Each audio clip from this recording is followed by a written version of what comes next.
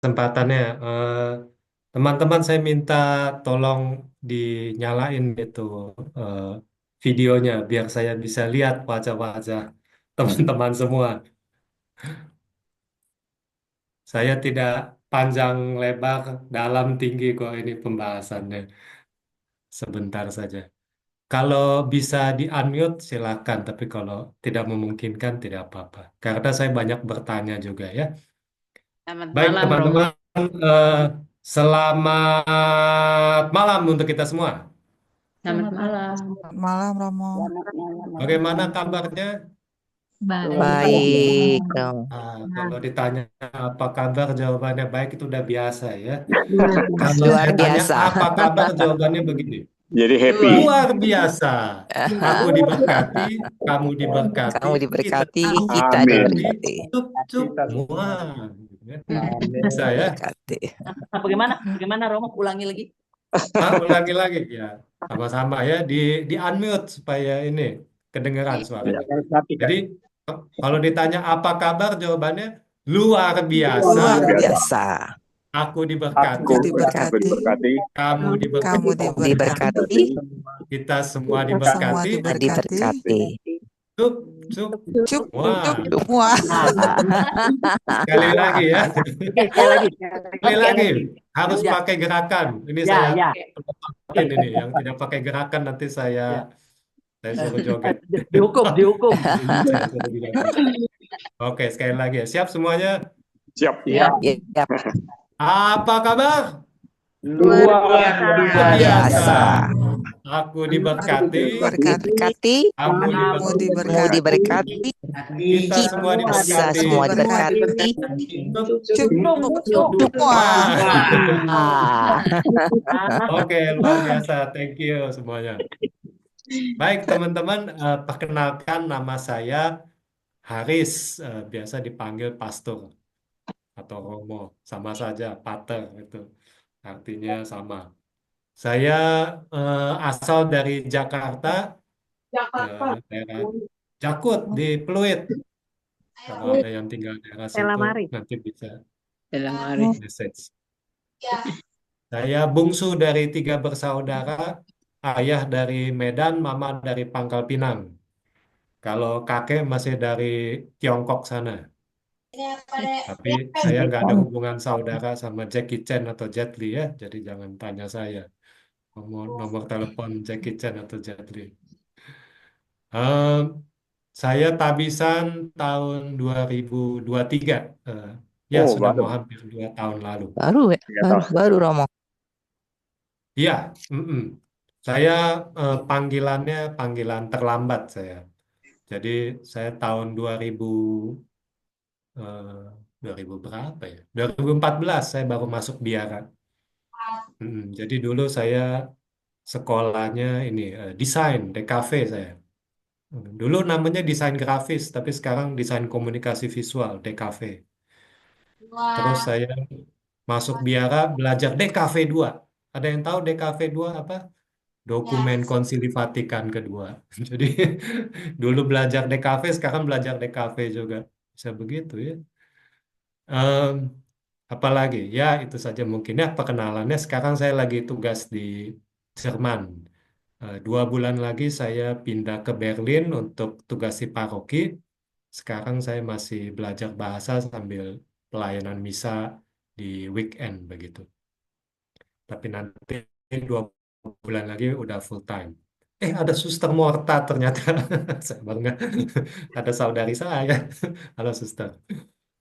Ya, saya langsung share aja ininya, PowerPoint-nya ya, teman-teman. Materi saya nggak panjang kok. Apakah sudah nampak full screen? Sudah, Romo. Sudah ya? Romo. Oke, Sudah. siap. Mari. Wah, ini agak narsis sedikit. Lengkap. Hmm. Nah, ini profil saya. Tadi sudah saya ceritakan. Jadi 16 Juni 2003, Tabisan Imam di Bandung ya. Gitu. Nah, teman-teman, sekarang kita mau ngomongin apa sih? Mau ngomongin apa? Ayo, ada yang tahu gak? ngomong ekaristi katanya. Ekaristi. Ya, Bu Lucia, betul. Ekaristi ya. Tiap hari kita dengar ini, setiap minggu pergi Ekaristi. Tapi Ekaristi itu apa sih? Nah, sekarang kita lihat dulu ininya.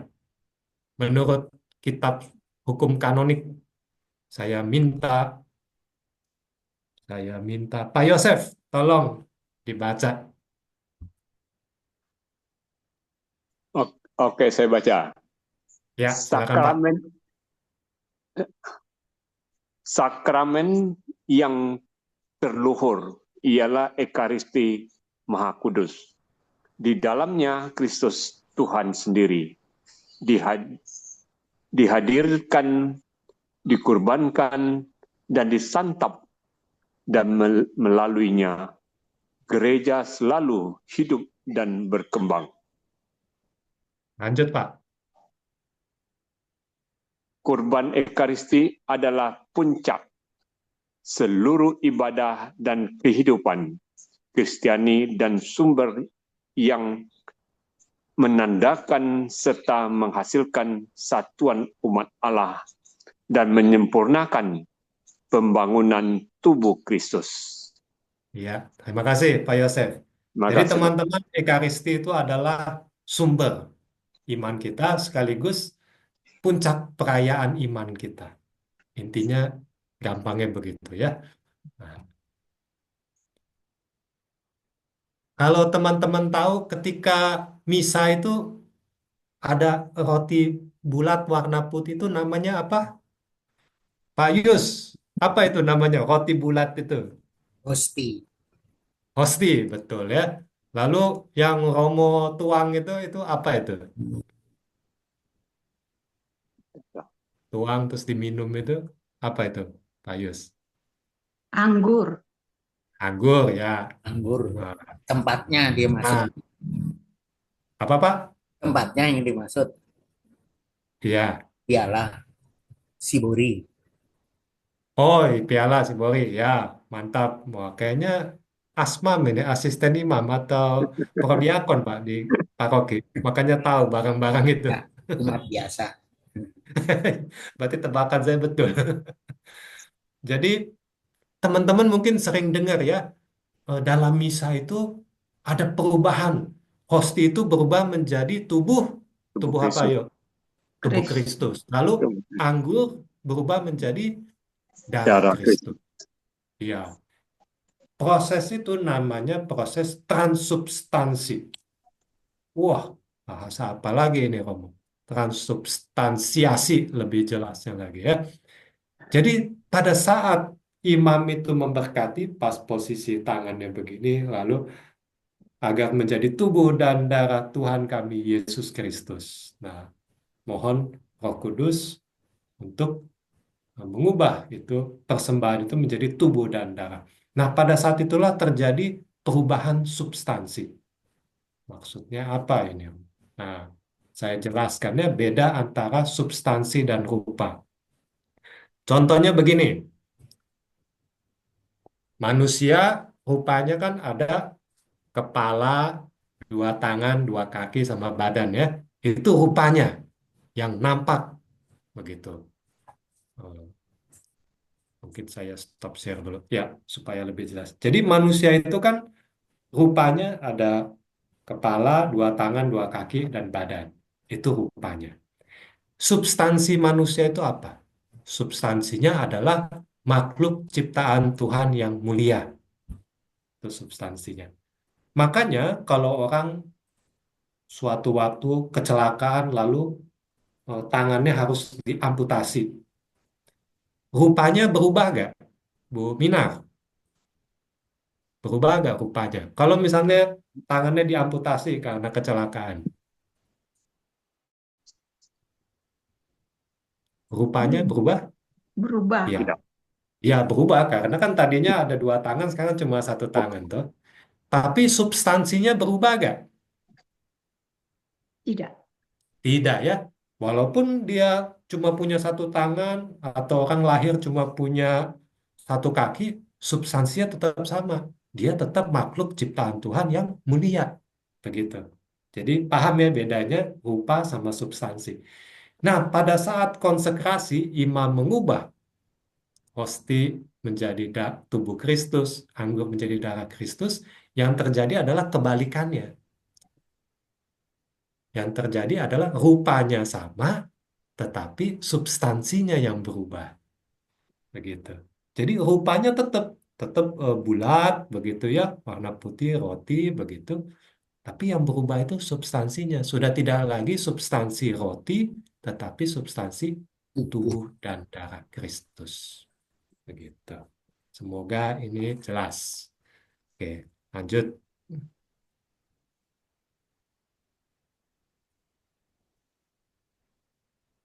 Nah, dasar kitab sucinya apa nih? Kenapa sih kita harus ikut misa? Kenapa harus wajib saya setiap minggu ke gereja begitu?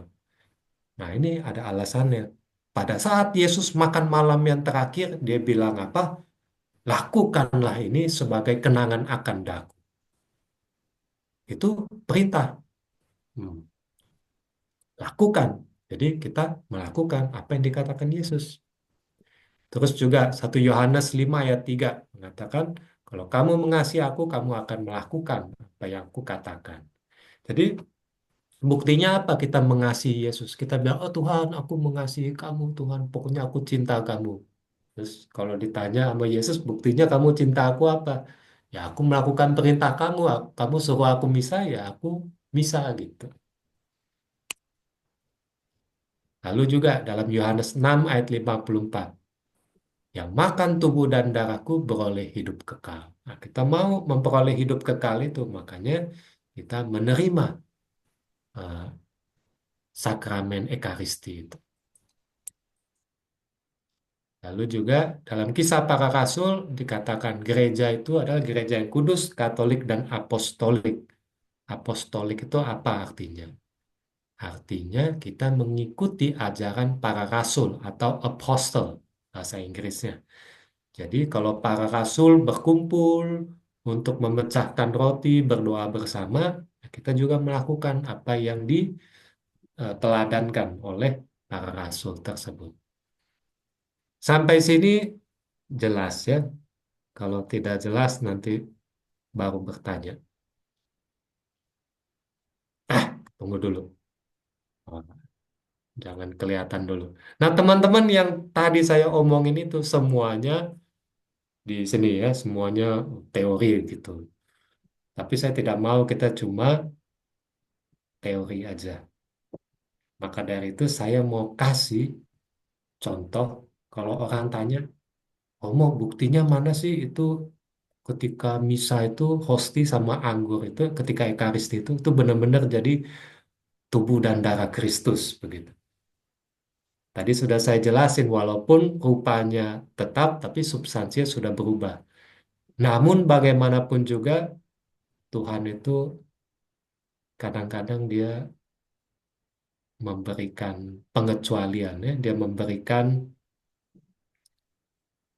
bukti bahwa memang benar ini tubuh dan darah saya gitu. Jadi kejadiannya itu di Itali pada abad ya belum lama baru berapa ratus tahun begitu. Nah, jadi di Itali ada seorang Romo, dia setiap hari misa, lalu suatu ketika dia merasa ini benar gak sih ini yang saya setiap hari misakan ini benar-benar jadi tubuh dan darah Kristus gak begitu. Lalu ketika dia ada keraguan itu, pada saat itulah hosti yang telah dia konsekrasi itu berubah menjadi daging dan anggur itu benar-benar berubah menjadi darah. Nah, ini kejadiannya di Lanciano, Italia. Begitu ya. Oh, tahun 700, berarti sudah 1300 tahun yang lalu ya. Begitu. Jadi ketika mujizat ini terjadi, namanya gereja Katolik tidak akan langsung eh, dengan mudah menyatakan ini sebagai mujizat ya. Jadi pasti ada penelitian yang sangat panjang begitu. Jadi waktu itu Paus Paulus ke-6 dia minta diselidiki secara ilmiah. Dan dua orang profesor ditugaskan untuk meneliti. Nah, ini namanya bisa nanti dilihat sendiri, gitu. Ada dua kali penelitian ya oleh dua profesor yang berbeda. Pertama tahun 1970 dan tahun 1981. Apa hasil dari penelitian mereka? Ketika diteliti daging itu benar-benar daging manusia ya, bukan daging hewan begitu. Dan itu adalah daging seratnya dari bagian heart atau jantung, jantung manusia. Gitu. Lalu kira-kira nih darahnya itu golongan darahnya apa yo? Ketika berubah lalu kan dites tuh golongan darahnya apa yo? Siapa yang mau coba tebak? AB. AB. HB. Ya. Oh, ibu. AB. Oh, tahu nggak kenapa O? Karena ada lagunya. Oh, darah Tuhanku. Kena prank sama Romo. Romo ini. Enggak ya. Dokter Swani betul. AB ya. AB. AB. Begitu. Sama seperti di kain Turin itu. Kain Turin itu apa? Kain yang membungkus Yesus ketika Yesus dimakamkan. Begitu. Tetapi ini bukan suatu ajaran resmi gereja ya bahwa golongan darah Yesus AB gitu enggak. Cuma dari penelitian ini ditemukan ternyata sama begitu.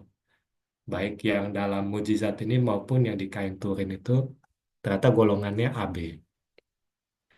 Dan yang lebih hebatnya lagi ternyata yang namanya apa ya, bahan organik gitu ya, apalagi namanya daging begitu, itu kan cepat busuk ya. Makanan aja kalau kita masak, kita nggak taruh di kulkas, bisa busuk dalam 2-3 hari. Ternyata nih setelah 1.300 tahun tidak busuk, dia cuma mengering begitu. Itu luar biasanya. Saya kemarin sempat ke Italia, tapi sayang tidak bisa main ke Lanciano Italia ini. Padahal mungkin nantilah, pengen saya ini. Masih ada kok, sampai sekarang itu ditempatkan di suatu gereja di bagian Sakramen Maha Kudus. Masih ada sampai sekarang. Jadi kalau teman-teman ada kesempatan ke Italia, mampirlah ke sini, Lanciano, kota Lanciano. Nah ini fotonya ya. Yang atas itu eh, tubuh Kristus, yang bawah itu darah Kristus. Jadi darahnya kemudian menggumpal begitu. Nah, seperti ini, lebih dekatnya.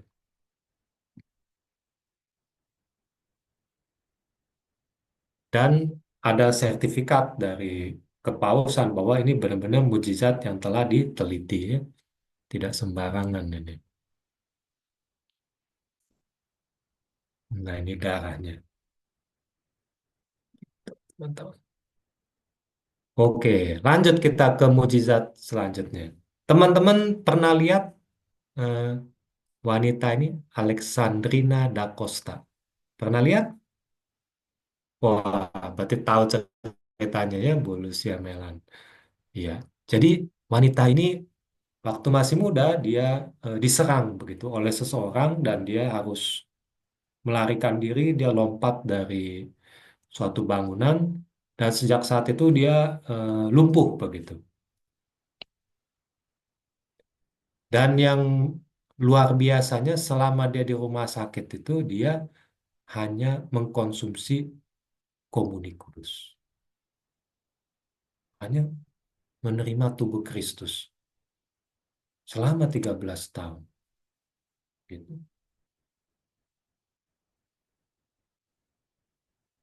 Dan ini enggak bisa bohong karena di rumah sakit kan dipantau terus begitu. Dan dia dibeatifikasi menjadi blessed oleh Paus Yohanes Paulus kedua. Oh, 20 tahun yang lalu ya, 21 tahun yang lalu. Belum lama ini. Lalu tokoh yang kedua, Santa Catherine dari Siena. Anak ke-25 dari 26 bersaudara. Wah, produktif ini ibunya. Dia 7 tahun terakhir hidupnya hanya mengkonsumsi komuni kudus juga. Dan yang menariknya, kalau misalnya dia menerima komuni kudus itu, dia lalu makin energik begitu ya, dan kerja seperti biasa begitu kan. Bersihkan rumah, memasak, lalu bekerja kebun seperti biasa begitu. Tapi hanya nggak makan apa-apa, cuma makan hostia aja begitu, tubuh Kristus. Lalu contoh yang ketiga, Marthe Robin. Tadi kan 13 tahun, terus 7 tahun. Kira-kira yang ini berapa tahun? Ayo, berapa tahun? Bu Marta Duli, coba tebak, kasih angka. Tebak-tebak berhadiah. Kalau benar tebakannya dapat piring cantik. Nggak tahu ya. Ustaz. Berapa tahun? 3 tahun. Oke. Bu Anita Christine, berapa tahun kira-kira? 1 tahun mungkin. 7 tahun. Satu lagi deh. Eh, Bu Veronica Barus, berapa tahun coba? Eh, 3 tahun. 3 tahun. Nah, sama. Oke. Jadi jawabannya, teng teng teng, eng eng eng. Martha Robin ini hidup 50 tahun hanya dari komuni kudus. Wih. 50 tahun. Jadi dia itu Wow. eh, mengalami sakit, dia sering ke gereja. Memang dia sejak kecil, sejak muda, rajin ke gereja begitu. Tapi suatu ketika dia mengalami sakit yang membuat dia harus jalannya pincang, lalu akhirnya cuma bisa merangkak ke gereja hingga benar-benar lumpuh total begitu. Dan dia hanya bisa berbaring di ranjang, hmm, lalu ternyata dia hidup hanya dari komuni kudus saja. Dan setiap kali masa Trihari Suci, pada Jumat itu dia punya jidat itu seperti muncul luka darah seperti memakai eh, mahkota duri ya, begitu. Lalu hari Sabtunya mulai mengering, lalu hari Minggunya pulih lagi begitu. Jadi itu seperti stigmata yang dia terima begitu dari Tuhan setiap tahun Trihari Suci begitu. Dan karena mujizat ini dan kesalehannya, banyak orang yang kemudian akhirnya mengunjungi dia untuk seperti apa ya, pengakuan dosa begitu, untuk konseling gitu. Jadi walaupun dia diranjang tapi dia tetap beri konseling apa. Jadi 50 tahun, bayangkan. Makanya ibu-ibu mulai sekarang nanti bilang ke suami, ke anak-anak, mulai hari ini mama tidak mau masak lagi. Kita hidup dari komuni kudus saja begitu ya. Kita hemat gas, hemat hemat beras gitu. Kita tiap hari ke gereja terima komuni kudus saja. Karena iya, tapi ini ya, inilah contoh gitu ya bahwa Yesus bilang memang ini benar-benar tubuh dan darah saya, nggak main-main gitu kan. Kalau kadang kita memang kita mengakuinya dengan iman, tapi kadang Yesus menunjukkan juga kepada orang yang meragukan bahwa nah ini benar gitu. Secara rupa pun saya tunjukkan kepada kamu nih, berubah juga gitu. Oke teman-teman, Eh, sampai di sini apakah ada pertanyaan? Kalau tidak ada saya yang tanya nanti. Jadi materinya sudah selesai.